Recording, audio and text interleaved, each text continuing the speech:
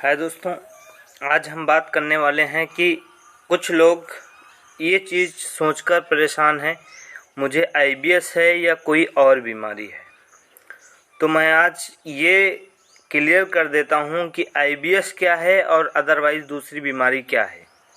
अगर आपको आईबीएस है तो उसके सेम लक्षण मैं पूरी तरह से इस वीडियो में शेयर करूँगा। अगर आपको आईबीएस नहीं है, आप दूसरी बीमारी आपको है, आईबीएस को लेकर आप बहुत दिनों से पीड़ित हैं, तो उसके बारे में भी बात आज हम करेंगे। आईबीएस 3 प्रकार की होती है: constipation, loose motion, mix IBS. Constipation होता है, लूज मोशन आईबीएस होती है और एक होती है मिक्स, जिसमें लूज मोशन कॉन्स्टिपेशन दोनों होती हैं। 3 प्रकार की आईबीएस होती हैं।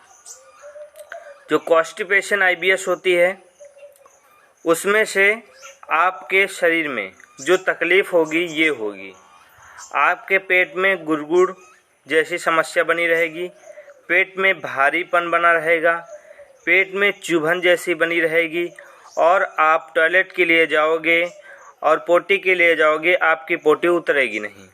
2-2 दिन हो जाएंगे, आपकी पोटी उतरेगी नहीं, सूखापन जैसा हो जाएगा, और आपको नींद नहीं आएगी, चिंता, तनाव, डिप्रेशन जैसी समस्या बनी रहेगी। कॉन्स्टिपेशन, पेट फूला जैसा रहेगा, गैस बनेगी और गैस पास नहीं होगी, 2 दिन बाद कहो पोटी जाओ और कायदे से पेट क्लियर नहीं होगा। और जो लूज मोशन होता है उसमें लैट्रिन चिपचिपी प्रकार की आती है।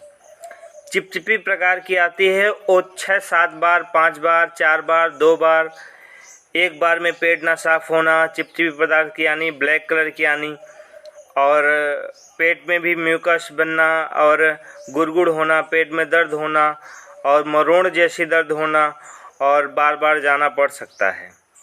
और मिक्स में ये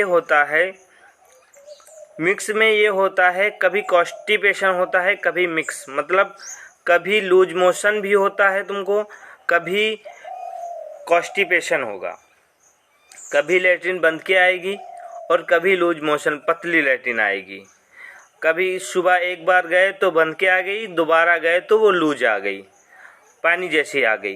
पहली बार सुबह उठे आप, पहली बार गए तो आपकी लैट्रिन कड़ी आ गई, एक बार में पेट साफ नहीं हुआ, लेकिन वही फिर 10-11 बजे आपको फिर लगी, दोबारा में पानी जैसी आ गई, और आपको भूख नहीं लगेगी, आपको डिप्रेशन रहेगा, भूख नहीं लगेगी, खट्टी डगारें आएंगी और चिंता तनाव रहेगा, नींद नहीं आएगी, दिमाग में तरह तरह के विचार चलते रहेंगे और आपको ऐसा लगेगा कि हमें क्या हो गया है, और आप भयभीत हो जाओगे इस बीमारी को लेकर।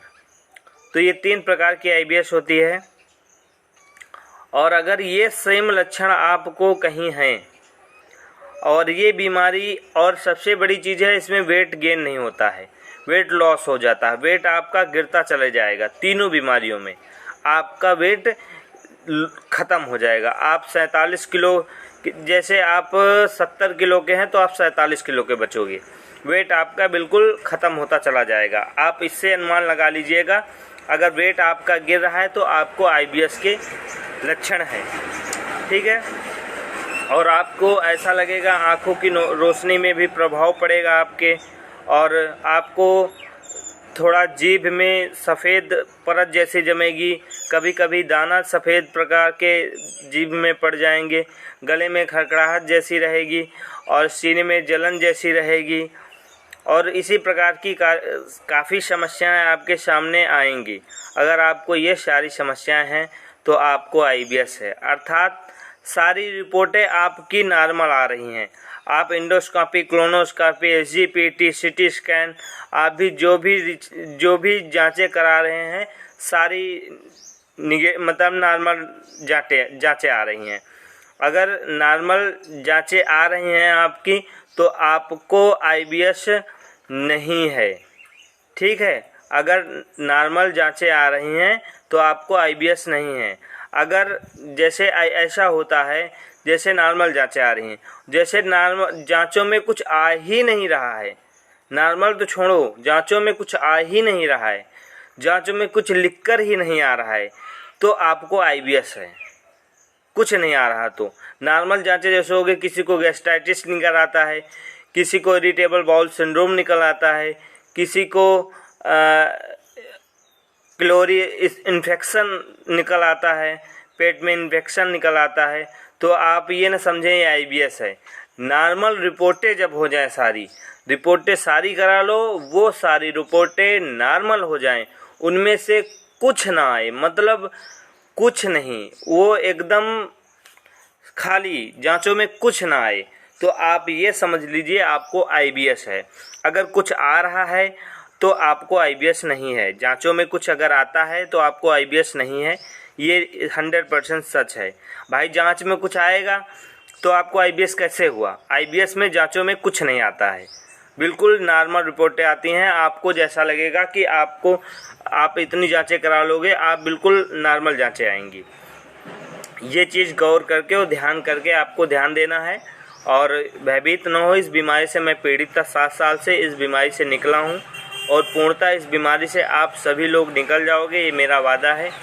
इसमें घबराने की ज़रूरत नहीं, संयम की ज़रूरत है। जो बंदा संयम धैर्य रखेगा वही इस बीमारी से निकलेगा।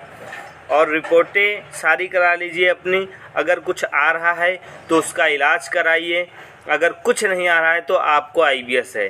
रिपोर्टें करा लीजिए, रिपोर्टों में कुछ अगर आ गया है, गैस्ट्राइटिस निकल आया है या H. pylori इन्फेक्शन निकल आया है या कुछ भी आंतों में सूजन आ गई है या कुछ भी निकल आया है, तो उसका इलाज लीजिए। और आप काफ़ी सालों से अगर परेशान है इस बीमारी को लेकर, 7-8 साल, 5 साल, 15 साल, ठीक है, तो आपको IBS है। वेट गेन नहीं हो रहा, वेट नहीं बढ़ रहा है, तो आपको IBS है। आपके त्वचा में निखार नहीं है, आपका कहीं दिल नहीं लगता, आने जाने का दिल नहीं करता है, कहीं उठने बैठने का दिल नहीं करता है, खाने पीने का दिल नहीं करता, जो भी खाते हैं वो पोटी के रास्ते निकल जाता है, पेट में धरा का धरा रह जाता है। और ऐसी समस्याएं सारी आ रही हैं। आपके शरीर में ग्लो नहीं है, आपको किसी से बात करना नहीं अच्छा लगता, आपको निमंत्रण या कहीं पे जाना हो अच्छा नहीं लगता जाना, ऐसी सारी समस्याएं आ रही हैं, तो आपको IBS है, ठीक है। और ऐसी कुछ समस्याएं आएँ तो हमसे संपर्क कीजिए, हम आपकी सेवा के लिए सदैव तत्पर और तैयार रहेंगे, ठीक है दोस्तों।